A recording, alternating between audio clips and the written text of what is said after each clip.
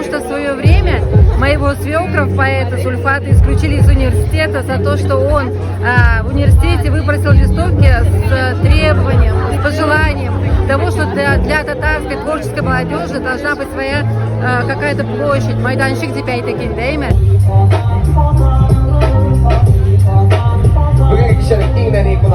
Тикке журнал чыгара алабыз, менә аны укыгыз, карагыз дип сезгә күрсәтәсем килә. Күрше йортта утлар сүнгән.